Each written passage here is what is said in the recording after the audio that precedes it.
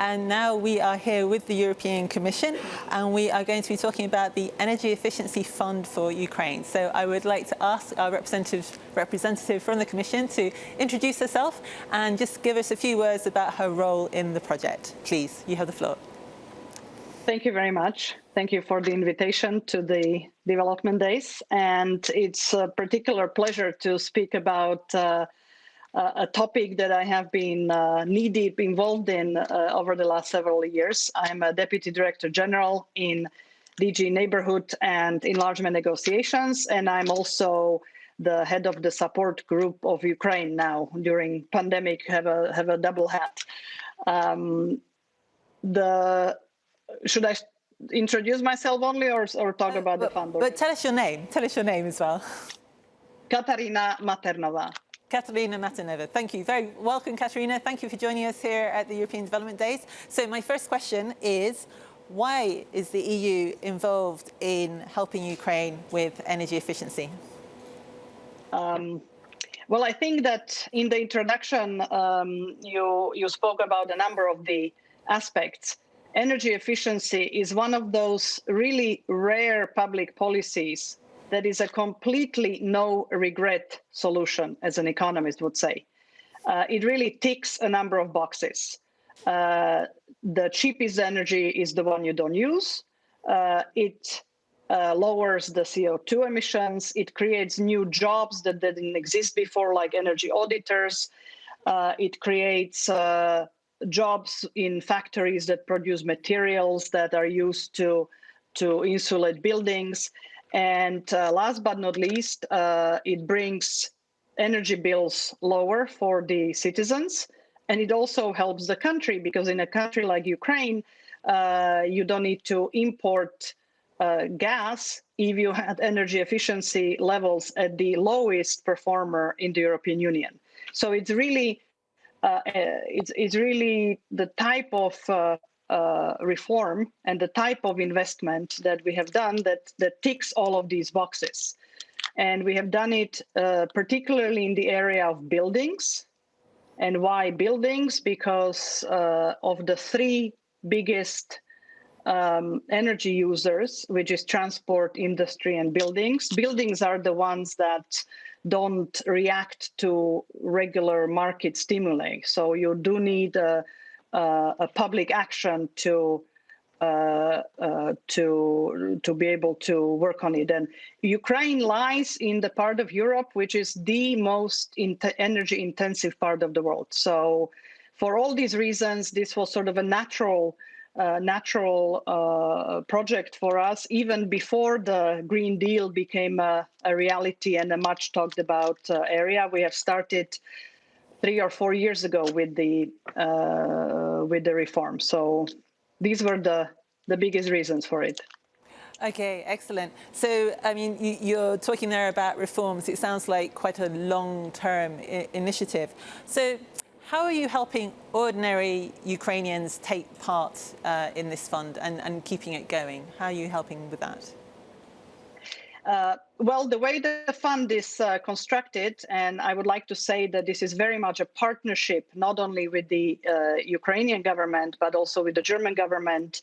And we have key partners in this endeavor, which is the IFC, as well as the UNDP and a whole slew of others, because the program started with really helping the Ukrainian government develop the concept all the way through the legislative reforms and setting up the fund. And the way it is set up is that in the driver's seat, the main beneficiaries are the homeowners associations.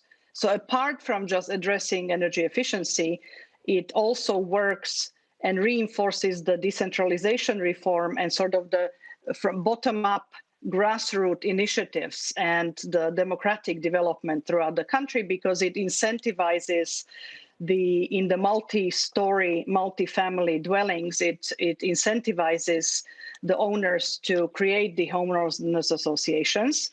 They are provided with TA and capacity building, and then work through the banking system in Ukraine and get the subsidy to encourage them to do it. So it helps Ukrainians, ordinary citizens, both by taking charge of their life and associating themselves in the homeowners associations, as well as then lowering the bills for energy, lowering it because of the savings. Well, that's interesting. You mentioned capacity building there, because that was one of the topics, one of the themes that we picked up in the first session about the need for capacity building to help individuals make a difference and access sustainable energy, whether that's more efficiently or renewable energy. So you were talking there about the homeowners associations and transferring knowledge to them. How is the fund itself performing? What kind of results have you seen so far? Well, the fund started, as I said, the whole reform took a little bit longer because it had to go through a legislative process, etc. But we now have a little over 20 months of the actual functioning of the fund. It started accepting first applications in September 2019. And I'm very happy to say that despite the pandemic, to the surprise of some of us, the fund is performing remarkably well.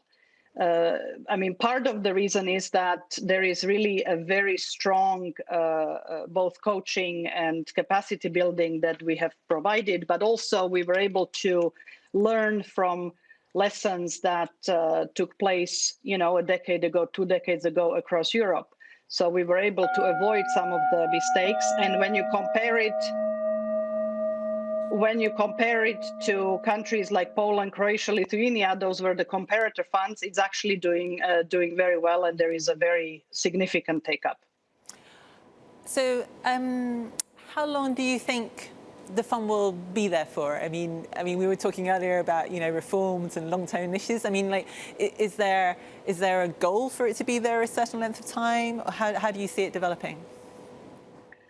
I actually think and very much hope that the fund will be there for decades. Oh, wow. And that the fund should be, in fact, taken up and by the Ukrainian budget and well beyond the time when the initial startup happened with the help of donors. I mean, we are still going to be involved heavily for a few years, but hopefully the fund will be able to exist for a lot longer, because the needs for energy efficiency improvements in housing in Ukraine are massive. I mean, this is still just a drop in the bucket. So we very much hope that the fund and the strong corporate governance on which it is based and the model through which it works, the combination of using the private sector for the distribution of the subsidies through the banks, but also the homeowners associations, that it's a sustainable model that with a little bit of public support on an ongoing basis can really be there for decades.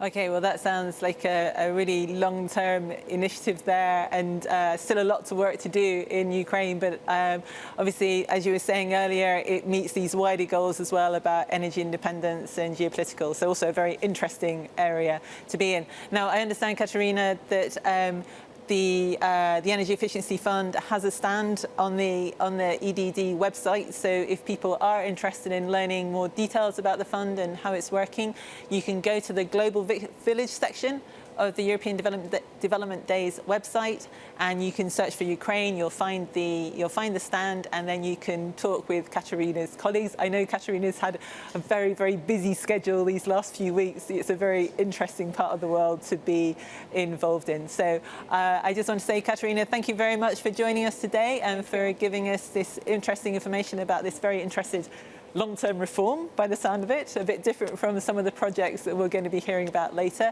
And it was really interesting, like you were saying, to hear about capacity building, transferring knowledge to individuals, trying to build something which is sustainable, not just in terms of energy, but as an initiative that will stand by itself and continue even after the original impetus has maybe slowed down a bit. So thank you very much, Katarína.